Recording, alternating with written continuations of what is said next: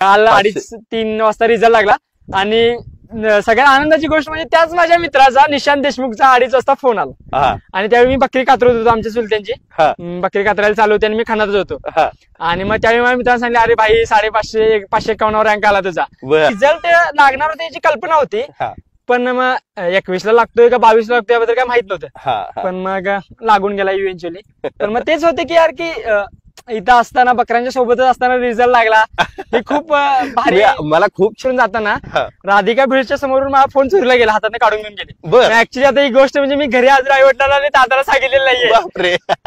त्यांना एवढं सांगितलं की मला फोन बंद पडलाय. गेल्यावर पण तू पोलीस स्टेशनला गेला, तिथं पण काय झालं होतं? ऍक्च्युली म्हणजे सुरुवातीला आम्ही पोलीस स्टेशनला गेल्यानंतर त्यांनी तर आम्हाला काय म्हणजे भावच नाही दिला.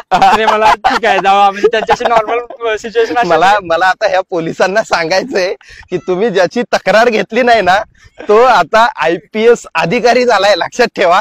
सो तो नेहमी मला म्हणायचा की भाई काय नाही रे, तू जसा आता आहे, जसा नॅचरल जरी UPSC मध्ये राहिलास भाई, त्यांना तुझ्यासारखे टॅलेंटेड मुलं पाहिजेत यार, जे की खूप lower rungs of the society मधून आलेत, त्यांनी खूप स्ट्रगल केलाय. म्हणजे नॅचरल आहे की त्यांनी स्ट्रगल केलाय आणि माझ्या अंगावर पण आता काटे लागलेत. आणि पेपर देऊन आल्यानंतर मला असं कॉन्फिडन्स होतं की यार ऍटलीस्ट सिलेक्शनचं फायनल राहू दे, पण ऍटलीस्ट इंटरव्ह्यूचा ते कॉल येईल. आणि नंतर मला समजलं की माझा इंटरव्ह्यूचा कॉल 3 मार्कांना राहिला. सो ज्यावेळी माझा फॉरेस्टचा रिझल्ट लागला 15 दिवस ऍटलीस्ट मी कोम्यामध्ये गेल्यासारखं होतं की म्हणजे ऍटलीस्ट 1 महिना राहिलाय आणि म्हणजे आपल्या देशातल्या एका डिफिकल्ट एक्झामिनेशनचा इंटरव्ह्यू द्यायला चाललोय. कोर्टात वगैरे कसं भगवद्गीता ठेवतात की खरं बोलणार, खोटं सांगणार नाही, तसं आमच्या धनगर समाजाच्या बाबतीत असं आहे की भंडाऱ्यावर हात ठेवून खरं सांगणार, भंडाऱ्यावर हात ठेवला की कोण खोटं बोलणार नाही. बरोबर. मित्रांनो, आजचा हा जो इंटरव्ह्यू आहे ना, हा माझ्या आयुष्यातला कधीही पुढेही होणार नाही, आजपर्यंतही झाला नाही इतका अविस्मरणीय असा इंटरव्ह्यू ठरणार आहे. कारण मी इथं आल्यापासून माझ्या अंगावरचा शहारा जातच नाही. खरं सांगतो तुम्हाला, मला काटा फुटलाय अंगावरती, तो जातच नाही. त्याचं कारण पण तसंच आहे. काल आपल्या भारताला नव्या अधिकाऱ्यांची फौज मिळाली. त्याच्यामध्ये IPS, IAS, IRS अशा अनेक अधिकाऱ्यांची फौज आपल्या भारतासाठी सेवेत रुजू होते. त्याच्यामध्ये IPS म्हणून जे तरुण अधिकारी या देशाला मिळालेले आहेत, त्याच्यामध्ये कोल्हापूर जिल्ह्यातला कागल गावचा, कागल तालुक्यातील यमगे गाव, या गावातील बिरदेव सिद्धप्पा ढोणे या तरुणानं जे कमाल केली ना, तुम्ही विचारांच्या पलीकडे आहे. निकाल लागलाय, बिरदेवला शुभेच्छांचा पाऊस, शुभेच्छांचा वर्षाव होतोय. आणि बिरदेव कुठे आहे माहित आहे तुम्हाला? बिरदेव आहे त्याच्या मामांबरोबर या मेंढ्यांच्या वाडग्यावर कर्नाटकमध्ये बेळगाव जवळ असलेल्या त्या माळरानावरती सध्या बिरदेव आपल्या बरोबर आहे. सुरुवातीला बिरदेव तुझं खूप खूप खूप अभिनंदन. आणि सुरुवातीला मी माफी मागतो, कारण आज मी तुला इंटरव्ह्यू घेताना तुझं किंवा एकेरी भाषा वापरणार आहे, तर त्याबद्दल सुरुवातीला. कारण उद्याचा म्हणजे खरं तर तू आज अधिकारी आहेस आणि तू IPS अधिकारी आहे, म्हणजे कशीच काहीच कल्पना करवत नाहीये. तुम्ही विचार करा, आपला एखाद्या IPS IAS अधिकाऱ्याकडे बघण्याचा दृष्टिकोन काय असतो. आपण त्याच्याकडे ज्यावेळेस बघतो त्यावेळेस एक कुठलं तरी मोठ्या कुटुंबातला, त्याची एंट्री होणार ती एखाद्या 4 व्हीलर मधून, अगदी हाय पाय गाडीतून, अशा पद्धतीचं हे सगळं वातावरण असताना बिरदेवला ज्यावेळेस मी सकाळी फोन केला की बिरदेव मला तुम्हाला भेटायचंय, त्यावेळेस त्यांनी मला सांगितलं की सर मी आता माझ्या मामांबरोबर मेंढ्यांकडे आहे. मला शॉक बसला. मी रात्री मुंबईवरून आलो होतो, तरी सुद्धा मी ठरवलं जिथं बिरदेव असेल तिथं आपल्याला जायचं. बारामतीचे डॉक्टर चोपडे यांचा मुलगा प्रांजल आहे, ते पण अधिकारी आहेत, त्यांच्याकडून मला नंबर मिळाला आणि मी बारामतीहून परत थेट निघालो, कर्नाटकमध्ये पोहोचलो आणि बिरदेव यांच्याशी आपली भेट झाली. मला हे सगळं ज्यावेळेस मी इथं आलो त्यावेळेस मला सगळं हे आश्चर्य वाटत होतं. बिरदेव आताही मेंढ्यांच्या मागं आहे. मला हा प्रवास नंतर जाणून घ्यायचा. बिरदेव, मला तुमच्याकडून सुरुवातीपासून तुमचा बालपणाचा काळ, तुमच्या वडिलांचा काळ हा सगळा जाणून घ्यायचा आहे. काय तुमचं बालपण कसं राहिलं, तुमची घरची आर्थिक परिस्थिती कशी राहिली? ऍक्च्युली माझे वडील आर्मीसाठी ट्राय करायचे, म्हणजे आर्मीमध्ये शिपाई म्हणून भरती व्हायसाठी माझे वडील ट्राय करायचे. पण मग वडिलांनी ट्राय केलं पण नंतर एज बार झाले. म्हणजे त्यांच्या सोबतचे मित्र भरती झाले पण वडील एज बार झाले. पण मग आजोबा म्हणाले की बस झालं आता, झालं तुमचं आता, जेवढं ट्राय करायचं तेवढा ट्राय केला, पण मग आता तुम्ही चला बकरी राखायला. मग पप्पा शिकले त्यावेळी 10वी पास झाले होते पप्पा. मग पप्पा बकरी राखायला आले, म्हणजे आजोबा बकरी राखायला घेऊन आले. मग आजोबांची बहीण म्हणजे मामांची आमची आई, सो मग सोबतच बकरी असायची त्यांची. मग आम्ही लहान असायला म्हणजे पहिली दुसरी मला वाटतं शाळेलाच गेलो नसेल मी मोस्टली. गेलो तरी म्हणजे थोडंफार गेलो तर ठीक, नाही गेलो तर ठीक, की गावाकडे त्यावेळी एवढं काही सिरियसनेस नसायचं नाही, म्हणजे ठीक आहे म्हणजे काय शिक्षक काय विचारायचे नाहीत आणि ठीक आहे, मग मोस्टली बकऱ्यातच असायचो. पण मग मला वाटतं की त्यानंतर एक 6वी 7वी पर्यंत आम्ही मोस्टली सुट्ट्यांना वगैरे 2 महिने वगैरे आलो तर बकऱ्यातच असायचो. आणि मग त्यानंतर मात्र बकऱ्यात यायचं मात्र प्रमाण कमी होत गेलं. जसं अभ्यासाची काठीण्यता वाढत गेली तसं आमचं बकऱ्यात यायचं थोडंफार कमी झालं. बरोबर. पण मग ज्यावेळी 8वी मध्ये NMMS ला माझं सिलेक्शन झालं, पण त्याच्या आधीची एक कल्पना आहे की 5वी मध्ये NMMS ला आपलं नवोदयला सिलेक्ट व्हायचं खूप अशी मनात इच्छा होती माझ्या. आणि माझ्या गावातले 2 विद्यार्थी पण झाले होते. पण मग ते खूप दुःख मनाशी होते की यार की म्हणजे मी वर्गात थोडं त्यावरच 1-2 नंबर मध्ये यायचो गावामध्ये आणि मला सिलेक्शन झालं नाही. इतकं वाईट वाटलं की यार की म्हणजे त्यावेळी खूप रडलो मी ऍक्च्युली. आणि माझ्या शिक्षकांना असं वाटत होतं की यार ह्याचं होऊन जाईल, म्हणजे मला सांगलीमधून फॉर्म भरला होता पण माझं झालं नाही. पण मग ते एक मनाशी खूप खेद होता की यार माझं झालं नाही सिलेक्शन. सो मग ती भर म्हणजे कुठेतरी भर काढायसाठी 8वी मध्ये NMMS मध्ये माझं सिलेक्शन झालं. त्यावेळी म्हणजे असं वाटलं की यार म्हणजे काहीतरी थोडंफार आपण प्रयत्न केले तर मग होत आहे.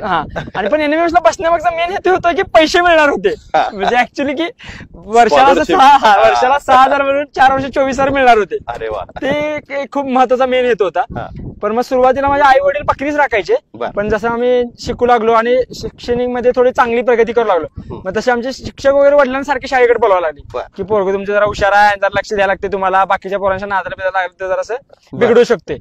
मग पप्पानी काही नाही आमचं ठरवलं आणि बकरी मामांच्यात घातली आमच्या. आणि आई आणि बाबा दोघं पण गावाकडे शिफ्ट झाले 8वीला वगैरे 7वी 8वीला वगैरे. मग त्यानंतर मग 1 एकर शेती वगैरे आहे आमची. मग आई वगैरे रोजंदारी कामाला वगैरे जायची शेतात वगैरे दुसऱ्याच्या, आणि वडील मग शेती वगैरे करायचे. पण मग त्यानंतर मग 8वी नंतर 8वी 9वी 10वी माझं गावाचं शिक्षण झालं जय महाराष्ट्र विद्यालय MG मध्ये, आणि प्राथमिक शिक्षण पण जिल्हा परिषदच्या शाळेमध्ये झालं 7वी पर्यंत. त्यानंतर 10वी मध्ये मग 96% पडले मला. आणि मग आतापर्यंत म्हणजे की मला त्यावेळी 10वीला 96% पडल्यानंतर राजेंद्र तरडांचं पण लेटर आले होते. त्यावेळी ते आय थिंक शिक्षण मंत्री वगैरे काहीतरी होते. हा, सो मग ते आमच्या गावातल्या मुख्याध्यापकांना खूपच भारी वाटलं की यार म्हणजे आतापर्यंत कोणती कधी शाळेला मिळालं नव्हतं की शिक्षण मंत्र्यांचं कधी काय लेटर येते काय म्हणते.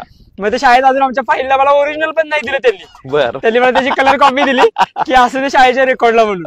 आणि मग ते झालं माझ्यासाठी खूप चांगलं होतं. पण मग ज्युनियर कॉलेजला ऍडमिशन कुठे घ्यायचं, म्हणजे सत्कार वगैरे भरपूर झाले माझे 11वी, म्हणजे बाबा धनगराचा मुलगा इतके चांगले पर्सेंटेज वगैरे मिळाले. पण एका अडचणीत असलेल्या व्यक्तीला सत्काराची म्हणजे सत्काराची अपेक्षा नसते ना त्यावेळी की बाबा मदतीचे 2 हात पुढे येतील कुणाची अशी अपेक्षा असते. पण इतके भरपूर सत्कार झाले पण कुणीच का फक्त आश्वासने झाले, आश्वासने पाण्याप्रमाणे ते निघून गेली. पण मग त्यानंतर रविराई चॅरिटेबल ट्रस्ट म्हणून एक आहे उजळाईवाडी कोल्हापूरची, त्यांनी मला 11-12ला दत्तक घेतलं. त्याचसोबत कोण ट्रस्टचे अध्यक्ष होते? ट्रस्टचे अध्यक्ष आय थिंक त्यांचं नाव मला आठवत नाही, पण त्यांनी दत्तक घेतलं. त्यांनी मला 11-12 दत्तक घेतलं. दरवर्षी 2 कपड्याचे जोड, पुस्तक, वह्या आणि शाळेची काय असेल ती फी कॉलेजची. आणि त्याचसोबत MSCBचे त्यावेळी मला वाटतं एक्झिक्युटिव्ह इंजिनियर होते राजेंद्र हजारे म्हणून, आणि सबऑर्डिनेट इंजिनियर्स असोसिएशन म्हणून कोल्हापूर ताराबाई पार्क मध्ये त्यांची असोसिएशन आहे. तर त्या असोसिएशन थ्रू मला त्यांनी 11वी आणि 12वीला पण हेल्प केली. आणि त्या राजेंद्र हजारे सरांनी स्वतःवर रिस्क घेऊन स्वतः ऍज अ गॅरेंटर बनले माझ्यासाठी की एज्युकेशन लोन साठी. आणि मग 12वी झाली माझी राजेंद्र हजारे, आणि 12वीची माझी बोर्डची एक्झाम झाली. आणि मला ऍक्च्युली CETची प्रिपरेशन करायची होती, पण काही गंध वगैरे नव्हता मला, म्हणजे प्रिपरेशन करायचं होतं पण मग करायचंय तर मग करायचं कसं याचं काही माहित नव्हतं. सो तो मी गंध सोडून ठेवला आणि 11-12ला शिवराज विद्यालय ज्युनियर कॉलेज मुरगुड मध्ये, जे माझ्या गावापासून 3-4 किलोमीटर होतं, रोज सायकलनं वगैरे जायचं. सो मग ते झालं. आणि मग आता मला असं वाटत होतं की यार माझं मॅथ्स खूप चांगलं होतं, की मॅथ्स मला खूप भारी आवडायचं. 10वीत मला मॅथ्सला 100 पण पडले होते, आणि मॅथ्स खूप आवडायचं मला. सो मग बायो मला ऍक्च्युली मला बायोला म्हणजे असं म्हणायला नाही पाहिजे ऑन रेकॉर्ड, पण ऍक्च्युली मला पण इंटरेस्ट नव्हता आणि टीचर पण तसेच भेटत गेले. ऍक्च्युली बॉटनीच्या मॅडम खूप चांगल्या होत्या, आमच्या गावाल्याच मॅडम होत्या, पण ते माझ्या आवडीच्या बाहेर होतं आणि दुर्लक्ष होत गेलं. म्हणजे ते कसं की खूप जास्त एकाच्या गोष्टीची आवड आणि एखाद्या गोष्टीला आवड नव्हती. मग सो ते झाले की मग 12वी नंतर सीईटीला 162 मार्क पडले आणि पुण्याच्या कॉलेज ऑफ इंजिनिअरिंग मध्ये माझं ऍडमिशन झालं 2016 मध्ये. अच्छा. सो 2016 मध्ये ऍडमिशन झाल्यानंतर मला कॉर्पोरेट सोशल रिस्पॉन्सिबिलिटी म्हणजे CSR थ्रू की फाउंडेशन फॉर एक्सलन्स आणि कॅल्सॉफ्ट इंडियाने 2 स्कॉलरशिप मला दिल्या. बर. आणि मग त्यातून माझ्या कॉलेजचा सगळा खर्च निघू लागला. त्यासोबत मी कमवा आणि शिका योजनेअंतर्गत कॉलेजच्या स्कॉलरशिप सेक्शन मध्ये काम करू लागलो. बर. म्हणजे विद्यार्थ्यांच्या स्कॉलरशिपचे फॉर्म छाननी करणे. मग ते मला रोज एका तासाला 60 रुपये द्यायचे. अच्छा. सो मग माझ्या कॉलेजच्या फी सोबत माझ्या जेवणाचा आणि कॉलेजची जर हॉस्टेलची फी खूप जास्त होती आमच्या. म्हणजे ऍक्च्युली शासकीय कॉलेज होतं पण ऑटोनॉमस झाल्यामुळे खूप जास्त फी वाढली होती. भरपूर फी वाढली होती. मग आमच्याला ते आमच्यासारख्या किशाला परवडणार नव्हतं. सो मग आपण शिकवून वगैरे ते भागवायचं. म्हणजे ते माझा एक होता की यार की आता घरच्यांवर किती ताण टाकायचं. अगदी खरं. सो मग मी स्वतः कमावून शिकायचं. जेवढं रोज 2-3 तास जमेल तेवढा अभ्यास म्हणजे काम करायचो. त्यातनं म्हणजे 200-300 रुपये मिळायचे रोज ते. मग इंजिनिअरिंगच्या 3rd इयरला लास्ट इयरला असताना आमच्या कॉलेजमधून त्यावेळी 2018ला 19ला समजा इकडे तिकडे 17 विद्यार्थी सिलेक्ट झाले युपीएससी मध्ये. बर. सो मग ते एक होतं की यार की म्हणजे आणि त्यांचे सिलेक्शन झाल्यानंतर आमच्या कॉलेजच्या मेन ऑडीमध्ये थोडं फेलिसिटेशन सेरेमनी वगैरे होता. आणि मग विद्यार्थी सांगताना ऐकायचे की मी इकडचा आहे तिकडचा आहे. मग त्यांना ऐकल्यावर असं वाटायचं की यार हा होऊ शकते तर म्हणजे आपण का नाही. सिमिलर सोशो इकॉनॉमिक बॅकग्राऊंड आहे आणि म्हणजे सेम कॉलेजलाच आहे. माझ्यापेक्षा कमी सीजीपीए होता तर तो करू शकतोय तर मग आपण काय करू नाही शकत. आणि मग इंजिनिअरिंगच्या 3rd इयरला वगैरे असताना इंजिनिअरिंग कुठं college of engineering Pune COEP. हा. सो इंजिनिअरिंगच्या 3rd इयरला वगैरे असताना मी NCERTची पुस्तकं वाचायला चालू केली. पण मग त्यावेळी ते इंग्लिश का माझं चांगलं नव्हतं. म्हणजे इंग्लिश कसं आहे टेक्निकल इंग्लिश होतं. ओके. पण मग ह्युमॅनिटीच्या सब्जेक्ट मधलं तो गंध नव्हता आपल्याला. BA म्हणजे पॉलिटी इकॉनॉमी हिस्ट्री सोसायटी जॉग्राफीचा वगैरे. पण मग मी त्यावेळी इंग्लिश वाचायचो आणि इंग्लिश मधल्या शब्दांचा मराठीमध्ये काय अर्थ आहे तो मी तिथे लिहून घ्यायचो. अच्छा. मग 3rd इयर मध्ये तसंच निघून गेलं की म्हणजे NCERT वाचायचं त्यात त्यांचं मराठी अवघड शब्दांचा मराठी शब्द लिहून घ्यायचं. मग माझे काही सिनियर वगैरे होते प्रांजल सारखे म्हणा किंवा बाकी हा प्रांजल माझा सिनियर आहे म्हणजे भारतीय वनसेवेमध्ये महाराष्ट्र कॅडर आहे. मग ते कॉलेजमध्ये असं आमचा सिव्हिल सर्व्हिसेस ऍस्पिरंट्स क्लब म्हणून आहे कॉलेजचा. मग सिनियर्स एकमेकांना तिथे सपोर्ट करतात. मग तिथल्या एका मला सिनियरनं सांगितलं की पेपर तुला इंग्लिशमध्ये द्यायचा आहे. क्वेश्चन पेपर मध्ये पण इंग्लिशमध्ये येणार. बरोबर. सो मग तू ट्राय कर की इंग्लिशमध्ये ज्या शब्दांचा तुला अर्थ समजत नाहीत त्या शब्दांचा अर्थ तू इंग्लिशमध्येच लिहून घे. मग मी मेरेम वेबसाईटची एक डिक्शनरी डाउनलोड केली मोबाईलमध्ये आणि मग इंग्लिश जे शब्द अवघड जायचे त्या शब्दांचा अर्थ त्याने NCERTच्या बुकवर लिहायचो. आणि त्याच दरम्यान मी इंग्लिश न्यूजपेपर पण वाचायला चालू केलं. इंडियन एक्सप्रेस न्यूजपेपर वाचायचो मी. सो मग ते न्यूजपेपर वाचणं कधी कधी इंग्लिश मूव्ही इतकं जमलं नाही मला बघायला. माझी रूममेट बघायची ऍक्च्युली पण मला ते काही जमलं नाही आणि मला ते आवडलं पण नाही. सो इंग्लिश न्यूजपेपर वाचून आणि हे NCERTचे बुक्स वगैरे वाचून थोडं इंग्लिशवर कमांड आला. सो लास्ट इयरला एक सिच्युएशन आली की प्लेसमेंटला बसायचं आहे की नाही बसायचं. मी झेडएस असोसिएट्सचा हे दिली एफटी दिली. एफटी क्रॅक झाली माझी. पण मग एफटी दिल्यानंतर आणि एफटीचा रिझल्ट लागूपर्यंत त्या फेज मध्ये असं डिसाईड केलं की मी यानंतरच्या कोणत्याच एफटीला बसणार नाही. अरे बापरे. ठीक आहे. आता म्हणजे एक मला माझे शाळेचे शिक्षक वगैरे म्हणजे आमच्या ज्या मॅडम होत्या 7वी-8वी पर्यंतच्या त्या म्हणायचे की जोपर्यंत माणूस मागचे दोर कापत नाही तोपर्यंत पुढे आयुष्यात प्रगती करत नाही. सो मला असं वाटलं की आता मी जॉब नाही घेणार आहे तर मग ठीक आहे फुल टाइम प्रिपरेशन करणार आहे. मग मीनवाईल माझा भाऊ जो वासुदेव डोने तो आर्मीमध्ये सिलेक्ट झाला शिपाई म्हणून म्हणजे टेक्निकल मधून. सो मग फायनान्शियली इतकं काय म्हणजे आधीच्या पेक्षा थोडीशी इम्प्रुव्हमेंट झाली होती. बरोबर. की बाबा आता फायनान्शियल स्ट्रेस माझ्या डोक्यावर नव्हता. जर दादा भरती झाला नसतं तर मला जॉब घेणं कंपल्सरी होतं. सो माझ्यासाठी मला वाटतं की मग देव कुठेतरी माझी परीक्षा बघत होता कुठे हेल्प करत होता. जे आहे की म्हणजे फॉर्च्यून फेवर्स द ब्रेव्ह असं काहीतरी ती कन्सेप्ट आहे. सो तसं काहीतरी होत होतं माझ्या बाबतीत. सो दादा भरती झाला. त्यानंतर मग 20 मध्ये लॉकडाऊन पडला अचानक. आणि मग मीनवाईल मग काय करायचं म्हणून मी इंडिया पोस्ट मध्ये डाक सेवक म्हणून जॉब रुजू केला. भारतीय डाक सेवेमध्ये आमच्या गावाचे ते गंगापूर पोस्ट ऑफिस म्हणून आहे तिथे मी डाक सेवक म्हणून जॉब जॉईन केला पोस्टमनचा. मग तिथून मला 1 वर्ष नोकरी केली. 11 महिने 10-11 महिने वगैरे केले. मग तो जॉब मी एप्रिल 2021 मध्ये सोडला. मग मीनवाल मी कॉलेजमध्ये असताना माझा मित्र म्हणजे आमचं कसं बोटलब आहे कॉलेजचा. मग माझा ऑर्गनायझर होता अक्षय सोळंकर म्हणून. तो बारामतीचा आहे. अक्षय सोळंकर. आणि तो माझा केबी होता कायक बॅलेट ऑर्गनायझर होता. खूप चांगली मैत्री झाली. मैत्रीचं रूपांतर भावामध्ये रूपांतर झाला. माझा मोठा भावासारखा झाला. तो माझ्यापेक्षा 2 वर्ष सिनियर होता. पासआउट झाला चांगला त्याला जॉब मिळाला. मग त्याचा असं इच्छा होते की यार म्हणजे आपल्या म्हणजे अडचणीतले विद्यार्थी येतात त्यांना हेल्प करायला पाहिजे. आपण एकाला हेल्प केली तर तो मोठा अजून 10 जणांना हेल्प करू शकतो. सो मग तो मला दादा माझा थोडं पैसे पाठवायचा आणि अक्षय मला थोडं पैसे पाठवायचा. वा. सो मग ते एक होते की ते दोन्ही गोष्टी जुळत गेल्या मला. मार्च 2021 मध्ये मी जॉब सोडला. एप्रिल 2021 मध्ये मला युपीएससीच्या कोचिंगसाठी जायचं होतं. पण माझा कॉलेजचा रूममेट होता जय पाटील म्हणून मंगळवेढ्याचा. 4 वर्ष माझा रूममेट होता. बरोबर. तो आणि वैभव पिंपरे म्हणून हिंगोलीचा. अच्छा. आणि माझे तिघेही रूममेट कॉम्प्युटर इंजिनिअरचे होते पण मी सिव्हिल इंजिनिअरिंगचा होतो. सो ते होतं. आणि जयचे आजोबा बीटी पाटील सर म्हणून मंगळवेढ्याच्या एका शिक्षण संस्थेमध्ये प्राचार्य होते.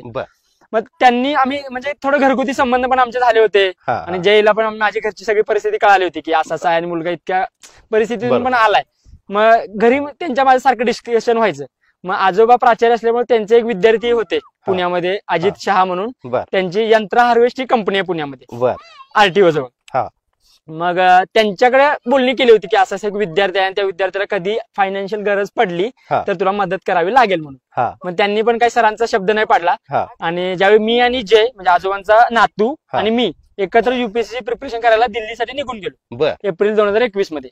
आणि मग अजित शहा सरांनी मला त्यावेळी एका फोनवर 2,35,000 रुपये अकाउंटवर जमा केले.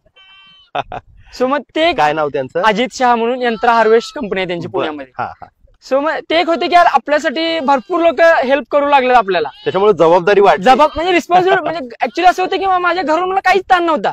म्हणजे घरून मला कधीच विचारलं नाही की तू 10वी झाल्यानंतर काय करणार आहेस. बरोबर. तो निर्णय मलाच घ्यावा लागला. अच्छा. 12वी झाल्यानंतर काय करणार आहेस म्हणजे ऍक्च्युली असं होतं की घरच्यांना विचारलं तर घरचे म्हणाले आता तू शिकलाय ज्यादा का आम्ही ज्यादा शिकलोय अशी परिस्थिती होती. सो निर्णय सगळे माझ्याकडे होते की माणसाला असं म्हटलं जातंय की जास्त दबाव दिला की माणूस इरिस्पॉन्सिबल बनतो आणि कमी ताण असला की माणूस जास्त रिस्पॉन्सिबल बनतो.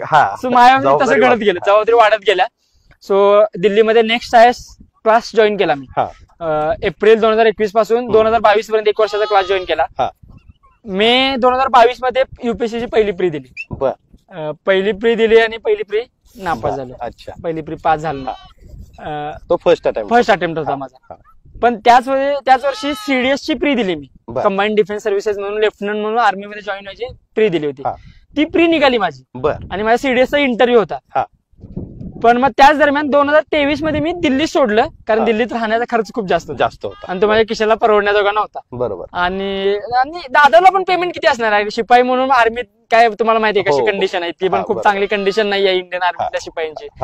सो दादा मला थोडं पैसे पाठवतात. सो दादाचं पण म्हणणं होतं की आता झालाय क्लास वगैरे पण दिल्लीमध्ये राहून काय करायचं. आणि सगळ्यात वर्स्ट थिंग दिल्ली बाबतीत हे आहे की वातावरण इतकं खराब आहे की भाई नाहीच मॅनेज करू शकत.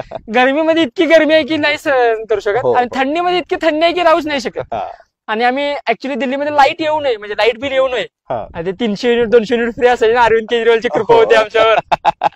आणि 300 युनिटच्या पुढे क्रॉस होऊ नये आम्ही एसी पण नाही लावायचं. सो ते आम्ही झालं थोडं मॅनेज झालं. मग फेब्रुवारी दिल्ली सोडली मी. मग त्या मीनवाईल पिरियड मध्ये मेन्सचा थोडी प्रिपरेशन केली.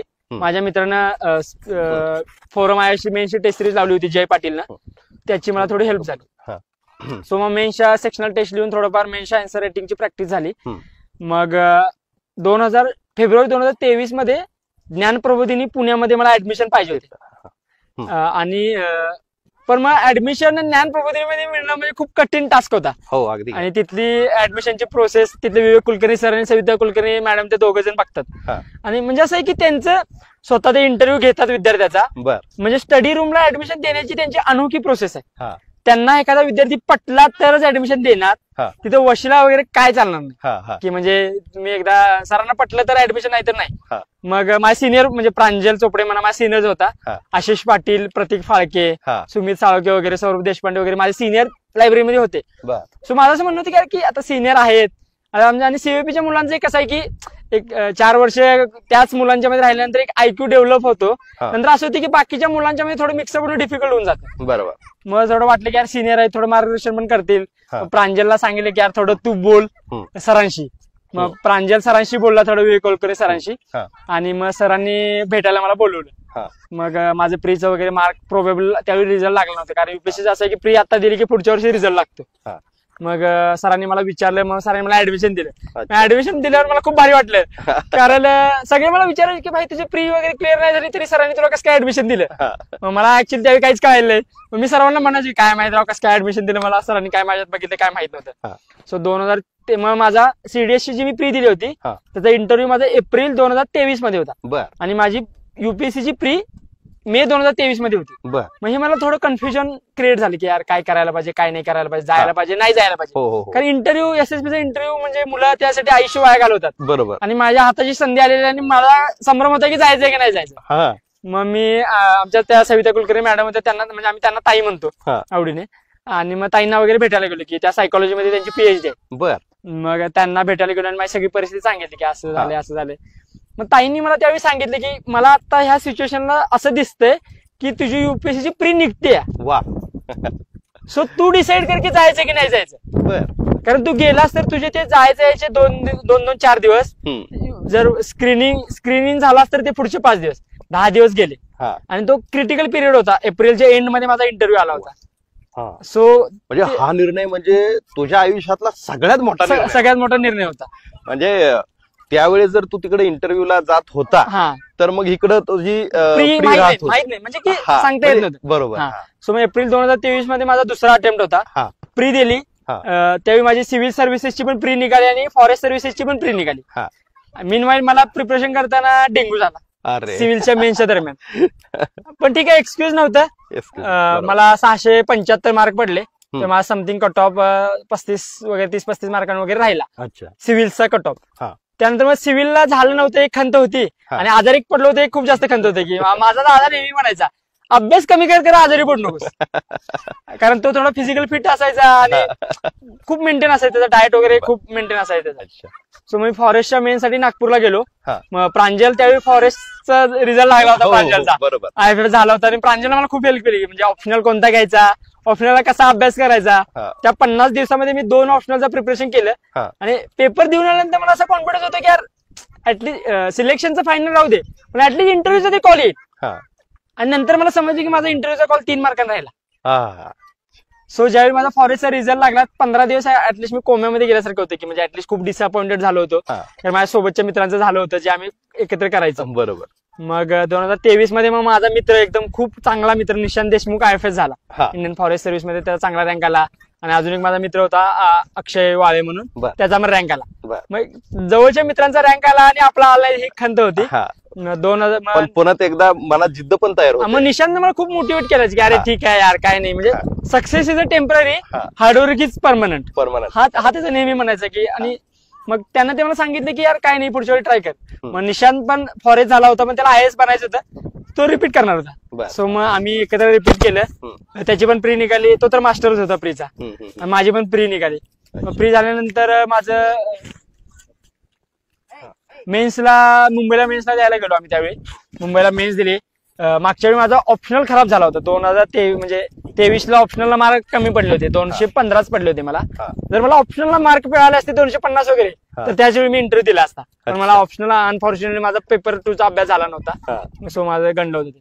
सो मग 2024च्या मेन्सला मी ऑप्शनल इतका भारी केला होता की खूप भारी केला होता. आणि जीएसचा मी फक्त एकच पेपर मेन्सचा फुल लेंथ लिहिला होता, GS 1चा.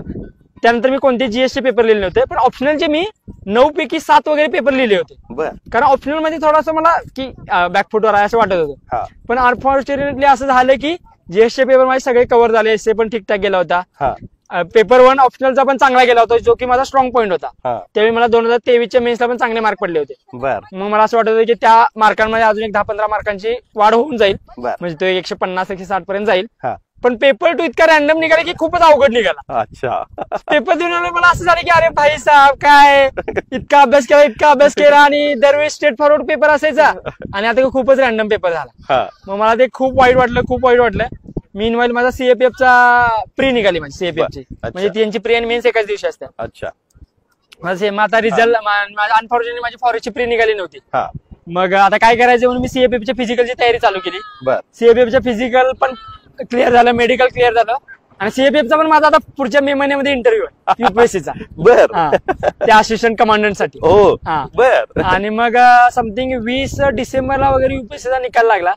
फॉर्च्युनेटली किंवा अनफॉर्च्युनेटली म्हणा, बाकी ज्यांच्यासाठी माझं लिस्ट मध्ये नाव होतं. पण माझ्या खूप जवळच्या मैत्रिणीचं जिने मला खूप हेल्प केली होती GS 1 साठी. आणि ती इतकं होतं की तिला बोर झाली की ती पेपर लिहायची. अरे म्हणजे कोमल फडतरे म्हणून ती पण बारामतीची आहे. होय का? इतका कोइन्सिडेंट आहे की सगळे बारामतीचे मित्र निघू लागले. आणि पहिला इंटरव्ह्यू सुद्धा बारामतीच्याच पत्रकाराला दिला. आणि मग कोमलने मला खूप हेल्प केली होती, कोमल फडतरेने. पण अनफॉर्च्युनेटली तिचं झालं नाही. म्हणजे मला असं वाटत होतं की ऍटलीस्ट माझं नाही झालं तर तिचं तरी होईल असं वाटत होतं मला. पण मग तिचं अनफॉर्च्युनेटली नाही झालं. खूप वाईट वाटलं मला, कारण मेन शेवटी आम्ही सोबत वगैरे राहिलो होतो, खूप हेल्प केली होती, ग्रुप डिस्कशन केलं होतं मी. आणि निशांचं पण झालं नाही, मग ते पण खूप वाईट वाटलं होतं. पण रिझल्ट लागल्यानंतर 20 डिसेंबर इंटरव्ह्यूचं शेड्यूल बाहेर पडलं. पण लकीली म्हणा किंवा अनलकीली म्हणा, एका महिन्यातच 20 जानेवारीला माझी डेट आली. मग इतकी म्हणजे थोडीशी टरकली तर होतीच की भाई. पण मग निशांत माझ्यासोबत होता. म्हणजे या जर्नीमध्ये निशांत देशमुख नावाची व्यक्ती कॉन्स्टंट माझ्यासोबत होती. त्याला इंटरव्ह्यूला खूप चांगले मार्क होते. आणि मग निशांत माझ्यासोबत कॉन्स्टंट होता. त्याच्या अंगावरचे शहारे खरं तर बघण्यासारखे आहेत.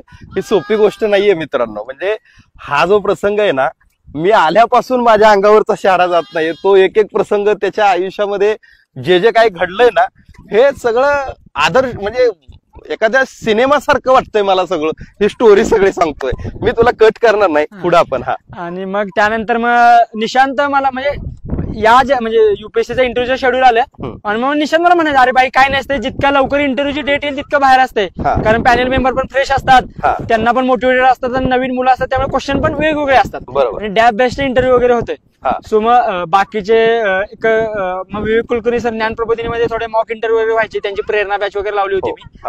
त्यानंतर मग महेश भागवत सरांचा, जे आय थिंक आयजी आहे तेलंगणामध्ये, बरोबर, ते महाराष्ट्रातल्या आणि तेलंगणा किंवा ऑल ओव्हर इंडियातल्या मुलांना मेंटरिंग वगैरे करतात. त्या एका ग्रुपमध्ये मी ऍड झालो.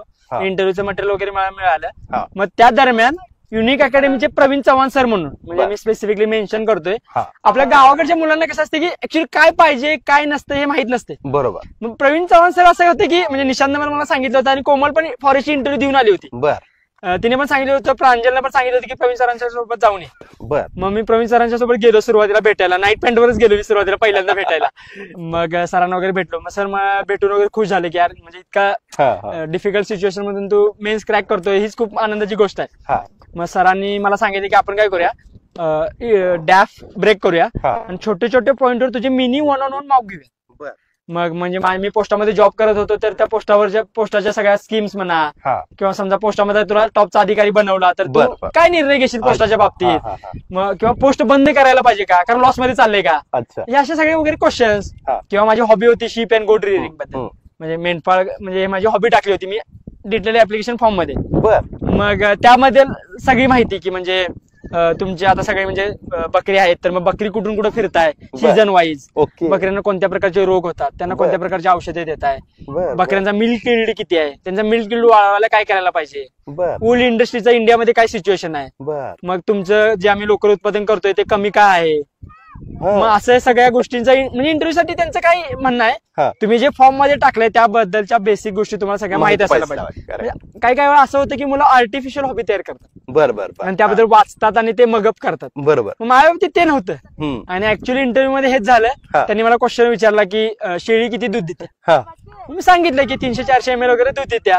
मग त्यांनी मला विचारलं की शेळीचं मिल्क यील्ड वाढवायला काय करायला पाहिजे. मग मी त्यांना सांगितलं की सानेन गोट ऑफ स्वित्झर्लंड खूप फेमस आहे मिल्क यील्ड साठी, त्याला क्वीन ऑफ गोट म्हणतात.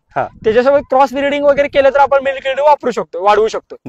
हे त्यांना चांगलं वाटलं, कारण मी ऍक्च्युअली करून गेलो होतो या गोष्टी. अगदी खरं. आणि मग त्यांनी मला विचारलं की आजकाल डॉक्टर वगैरे शेळीचं दूध का रिकमेंड करू लागले, म्हणजे काय आहे की असं शेळीचं दूध का घ्यायला. मग मी त्यांना सांगितलं की शेळी कसं आहे की इकडे तिकडे फिरत असते आणि मल्टिपल मेडिसिनल प्लांटचा पाला खाते, बरोबर, आणि त्या गोष्टी शेळीच्या दुधामध्ये उतरतात आणि ते डायबिटिक पेशंटसाठी खूप हेल्पफुल असतं. मग हे मला वाटतं हे जे उत्तर होते की जे चेअरमनला खूप आवडलं, की बाबा इतकं डिटेल्ड इन्फॉर्मेशन, आणि म्हणजे त्यांना की रिअल लाईफ वाले उत्तरच त्यांना भेटलं होतं की का आहे आणि का नाही आहे त्यांना माहित होतं. सो त्याबद्दल एक पॉझिटिव्ह अॅटमॉस्फिअर तयार झालं होतं इंटरव्ह्यूला. आणि मग बाकी ऍक्च्युअली इंटरव्ह्यू मग ठीकठाक गेला होता. आणि एक शॉकिंग मध्ये इंटरव्ह्यू हे होते की 4 मेंबरनी मला क्वेश्चन विचारला, आणि 5वे मेंबर जे होते की ते माझ्या लेफ्ट हँड साईडला बसले होते, ते माझ्या फुल टाइम असं बघत होते एकसारखे. आणि मला समजत होते की यार की 4 लोकांनी मला क्वेश्चन विचारले, आणि मी यांच्याकडे मान वळवली की आता क्वेश्चन विचारतील म्हणून, आणि त्याने म्हणाले की नाही सर मुझे कुछ क्वेश्चन नाही पूछने. मला तिथे थोडासा फंबल झालं की मग म्हणजे असं कधी व्हायचं नाही की सगळे क्वेश्चन विचारायचे. बरोबर. मग अशा सिच्युएशनला कसं रिॲक्ट करायचं माहित नव्हतं. पण ठीक आहे, इव्हेंच्युअली होऊन गेलं ते. पण मग हेच वाटतंय की मे बी माहित नाही आता मार्क्स कुठे किती आलेत काहीच माहित नाही. बर. पण इव्हेंच्युअली काहीतरी कॉम्बिनेशन चांगलं झालं आणि